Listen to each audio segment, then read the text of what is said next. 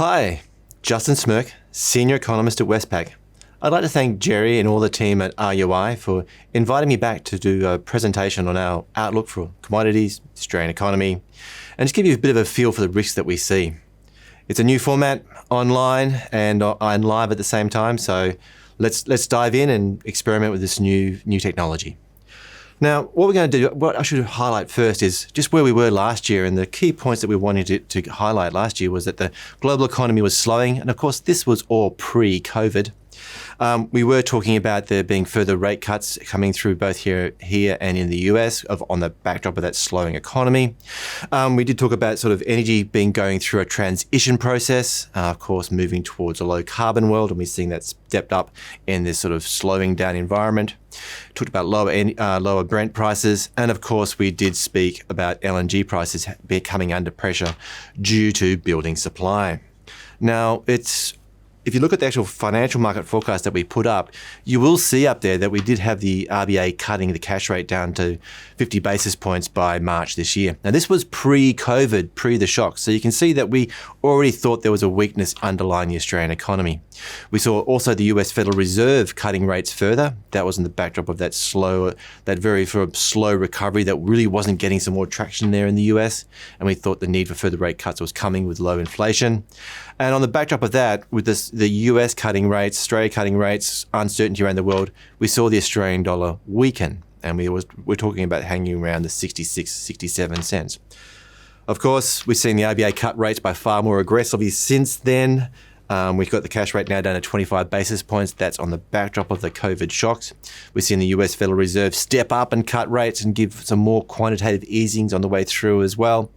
And we've seen the RBA also do something new this time and talk about the 3-year bond rate. And we've seen the 3-year swap rate now hugging around the cash rate, as the RBA is saying, we're on hold now for up to 3 years, and we want the bond rate to be around the cash rate to help further stimulate the economy by spreading out those low interest rates. Difference is too now, you've seen the Australian dollar actually strengthen on the backdrop of what's going on in the US with the US Federal Reserve cutting, weakening the US dollar. And of course, we've seen robust commodity prices, particularly around some sectors, not all.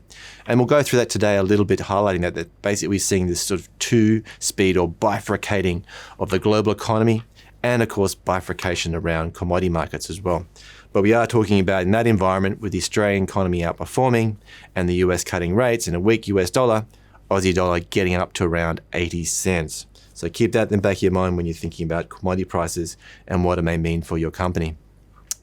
So just quickly too, what we're going to be really doing is just highlighting the nature of this shock is just so different, how it's a supply shock around government policies to constrain human activity and social contact. Does mean that you've got different reactions from different economies, different linkages, and different responses to the pandemic, and also different recoveries to the pandemic. We'll talk a little bit about China and why that's doing so well, and then highlight industries that are linked to China that are looking quite good, and those that are not, those that are more dependent on global supply, overall global demand are actually looking much weaker. Of course, the two big standouts here is contrasting the iron ore market with the coal market. And in the middle is base metals and energy. And of course, you can even bring that back home talking about the Australian economy, how we've bifurcated or splitting up into different areas and regions, depending on how we're linked to the way the COVID shock hit and how we're recovering from it. Of course, the big contrast there are WA and Victoria. Now, China and the US, you can see how the big differences were around those two economies. China, the pandemic emerged early in China. That's where it's first emerged. China also closed their economy down very quickly and contained the virus, allowed them to then open the economy up much more quickly than other economies. And also they've been very, very aggressive with their stimulus packages. And so on that basis, we're talking about the Chinese economy at the end of 21, the end of next year, being 10% higher than it was before the COVID shock. Contrast that with the US, where you're talking about a more delayed response. You've seen a slower contraction in their economy as their shutdowns were much more delayed. You've seen the recovery much more delayed because they keep on ongoing pandemic issues, and which is even when they're trying to open the economy, gives ongoing impacts and constraints around people being uncertain. And of course, at the end of that, 2 years from now, at the end of 21, we're talking about the US economy still being 2% lower than it was, smaller than it was pre-COVID. So you see the big contrast here of how China is surging ahead and US lagging behind. And of course, in the numbers, you can see it stand out. And of course, this year is going to be we are having a global recession. Global economy expected to contract around 3.2%. You can see there what's happened with China. At first, we thought China would contract this year, as it did early in the season, earlier in the first half of this year. But you've seen the rapid bounce back means, on average, China looks like it's going to grow just slightly this year, around 1.3%. That's the magnitude of the recovery they're having, an acceleration. Contrast that up there with the US, which is going to be down this year 6.8%. And of course, you've got the European Union looking more around 8.5% contraction, and Japan around 5%. You also can see how it bounces out. China's going to grow around 9.5% next year, given that big surge through the second half of this year and into next. US is much more mute, around 2.9%. We've got a reasonable mute recovery too, of around 2.3%, but that's from a smaller contraction as well. So while we may not be growing as fast as the US next year, it is from a higher level. So actually overall, we're still continuing to outperform. And of course, the one big one that looks outperforming the most, depending on where how they handle these more recent sort of small outbreaks they're getting, is New Zealand. And they're looking like they really hit their economy hard and really bring it back quite quickly. Looking around, you can see the linkages moving towards East Asia, ex-China, also being hit reasonably hard and recovering quite strongly. And the one that's got some question marks around it is, of course, India, which now has the highest rates of infection outside of the US and they're looking to struggle contain. As long as they can get some form of containment around, they have potential to really bounce out quickly. But for now, there's some risk there. But next year, looking at global growth of 4.9% compared to this year of 3.2%. So you can see the big contrast here. Anything that is linking more directly into the Chinese economy, which has actually been growing faster, capturing market share around the world with their exports, is outperforming compared to what you're seeing elsewhere. And so if you're linked to the global growth cycle, such as the energy markets, coal and oil, you're facing a much more constrained demand profile than if you're more directly linked into the recovery in China, such as iron ore and base metals. Also, we should be careful too, not getting too carried away or getting negative about this. The global business surveys, in terms of where they went with this pandemic, did contract through this year, but nothing like they did during the GFC. And the global trade indicators that we put together also contracted, but are bouncing out much more rapidly than they did during the GFC. You can see this rapid contraction and expansion in China is having a big impact on the global industrial cycle. So globally, PMIs, particularly in the US, but more so coming through Asia, are really lifting up and are now back above 50. That's the industrial cycle that's giving some strength. The trade cycle, however, lagging behind, but is going through some recovery. So again, if you're linked to that global, the global services side, so tourism, hospitality, the ones that are still constrained by the shutdowns, that is where the pressure appears. Hence why energy is still lagging compared to ones that link more directly towards the industrial cycle. Also, China is a real standout when looking at steel production. Steel production globally is down 2.5% through the year so far, up until July. China, it's up around 9%. The rest of the world is down 17%. Basically, China is filling in the hole as the rest of the world has been pulling out of the iron ore market, as the whole cycle has been shut down, particularly around autos and industrial production in the Western world. China stepped up quickly and is filling that gap. You can see what this means. Iron ore and coal that was going to go to Japan, Korea and Taiwan has been diverted across to China. That is why the Chinese imports of iron ore have managed to go to new record highs, even though exports haven't held up. Chinese steel production, visually you can capture here, is lifted 25% from the COVID low. Compare that to the rest of the world, and the rest of the world is just up 14%. Overall, the rest of the world is actually still down 17% compared to where pre-COVID. China is up around 16%. So you're really getting this mix, and you can see how China stepped into the market. And you can see why in a market like iron ore, where the Chinese are very dependent on imports, are sucking in all the seaborne trade. Where China's got a self-sufficiency, such as in coal, they're not. And the soft global demand for coal is the true story that we're seeing right now, and it's not getting the benefit of the recovery in China. Because ultimately, unlike iron ore, they don't really need our coal to such an extent as they do. if you're thinking about the recovery that's going to come through for the coal mining industry, it's going to be a slow, drawn-out process. India has been hit quite hard in the thermal demand. We've seen ongoing substitution to alternatives, such as renewables in Europe, gas as well through Asia with the low gas prices.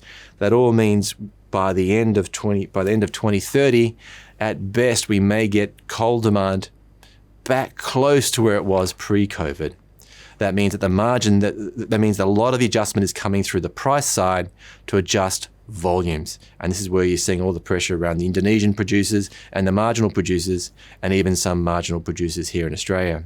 In other words, we're going to see a slow, gradual recovery in coal prices, even extending through to met coal prices, which go into iron ore production. Again, because it'll be dependent a lot on that pace of recovery in the rest of the world. And given China's filled a big hole in steel production, the rest of the world's recovery, we'd have to be careful about how aggressive it's going to be. Energy prices too will remain lagging. In the backdrop of this, you're going to see that slow recovery in demand mean that we've already seen the Saudis have to adjust to the fact that the US, which is now the marginal producer, is still producing enough oil to meet the market at current prices, which means they've had to discount to try and get volume into the market and take market share. We're going to see this ongoing tension ongoing. As long as the US can continue doesn't have to grow production but meet the market at current prices, you're going to see slow recovery in prices. And actually, if there's some risks around the recovery, some near-term risks around prices too. For LNG, the risks remain even greater in terms of that supply side still being quite buoyant. And in the backdrop of that, the demand cycle being quite mute. It's really about substituting away from coal prices. And of course, with coal prices being so low now, that's the tension there between the two. So you're seeing this battle between the two energy sources, which is helping to keep both prices relatively low. So the recovery in LNG prices will lag behind the recovery in the broader oil market. And of course, we are talking about the Aussie dollar rising back up to above around 80 cents. You should note we're doing this in an environment where we're talking about this being about the peak in the commodity cycle and prices muting from here. You can see the fair value chart comes down. You can also see in the little table there by the end of 22, fair value will be around 75 cents, and yet we're forecasting the Aussie to be around 80. Why is that? We're talking about Australia outperforming. We're talking about the risks shifting globally around the world by 2022. And in that environment, we go from being underperforming the fair value, which being as a riskier type of asset, to being a more robust asset and a stronger demand for Australian assets. That helps continue to boost the Australian dollar. And that's why we're highlighting the risks are that it'll get towards around 80 cents as we move through 2022. Of course, in this environment, if you're seeing any more upside on prices, if we've got the growth cycle wrong, and in fact next year is much better than we anticipated, you could put even further upside risk on the Aussie. All dependent on what happens, of course, with the US dollar. If the US dollar goes through a stronger phase, that in itself will mean slightly more muted Aussie dollar. Now here domestically, we can break the Australian economy down to the different states. You can see what happened in Victoria in terms of we can see what happened in terms of jobs coming through the payrolls numbers in terms of in April, May, the big collapse that happened because of the shutdowns. You can see the recovery and how all states were coming out of this. WA, which had its own shutdowns and then boost and really contained the virus well, and then got the boost from the mining sector, continues to be almost returning back to pre-COVID levels. You can see the recovery sort of running out of steam in New South Wales in particular, and as well in Queensland. Queensland is the story of domestic tourism being constrained by the border shuts, and in New South Wales it was the ongoing spread of the slowdown going through to such sectors as construction and business services. And of course at the bottom there, Victoria, which hit the second round of shutdowns, and we've seen payrolls fall away again. But do note, they haven't gone back to April lows. So underlying that is a story that, yes, Victoria's gone through a weak cycle, but it hasn't dipped even deeper this time. So there is some ongoing strength and stability there, which is a factor that we can build on as the economy opens up again. And of course, how can we get through this phase where you hear about the fiscal cliff, the removal of job seeker and job keeper packages, the stimulus packages that have gone through, also the changes around mortgage repayments and loan deferrals. Well, you've seen the support measures go out, and you can see already what the businesses have been doing. They have been using more than half of it to support their employees and around some of it into going to fixed costs, but also you're seeing some of them putting it into debt servicing and a significant proportion also putting it into using it to lift savings. You've got the household sector. They have been pouring a lot of money into the savings. The government has poured a lot of money, and some would argue overstimulated. We'd like to say they've given an appropriate measure to create some stability there. People have been paying down bills and some have been socialising with it. But all up, what you can see is there's been a big lift in household savings, and that means overall the economy's got a buffer to get through. Yes, some individuals and some groups may be more stressed than others. The savings weren't spread equally across everyone, so there are some pressure points that pop up. But overall, the economy does get the ability to get through the next 6 months as we wind back on these adjustment packages. And of course, the government, we do think, will adjust these packages appropriately rather than just dropping them off an end of a cliff. So to bring it back all together again, we are talking about this global shock and recovery. Now, it is hitting different sectors, different industries at all different times, and where you live within those groups really matters. If as you can see, if you're in Victoria, you're having a very different experience to what you are if you live in New South Wales or particularly WA. Also, if you're working in the iron ore industry, you're having a very different response to which if you're working in the gas or coal industry. So all this matters in how we're going to go forward and how we leverage. Australia overall is well placed to move forward from this and gain some benefit. The fiscal cliff we do not think is a risk as much as the government is portraying, but we do see the economy overall at the end of 2021 being lower than it was at the start of this whole shock. So yes, we're going to see a delayed property response, delayed spontaneous growth. We do have some risks around the RBA needing some more stimulus, but all up we are talking about a modest pace of growth and one where the Australian economy outperforms the average and does look better on the global scale, hence the rise of the Aussie dollar. We have some forecasts in this report that you can actually go through and check yourself. I make a quick plug for Westpac IQ. It's where you can find all our research if you're looking for further. And I do have to highlight our disclaimer. It is very important that you recognise that I'm giving you general advice and not specific advice. But my most important disclaimer is, as per usual, I'm really hoping that you sort of understand that these numbers, these forecasts, and everything we're presenting is an idea that we're trying to present the most likely scenario. We want to raise questions and make you think.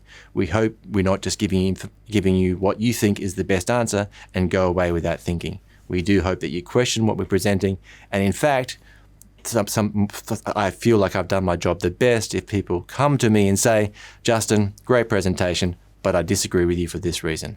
So on that note, I hope you can go away and think, disagree with me, and I wish you all the best for the rest of the year and really focus on this, on how you can really make the most out of this environment and get yourself ready for 21, 22, when we'll be back into a new normal environment. Thank you.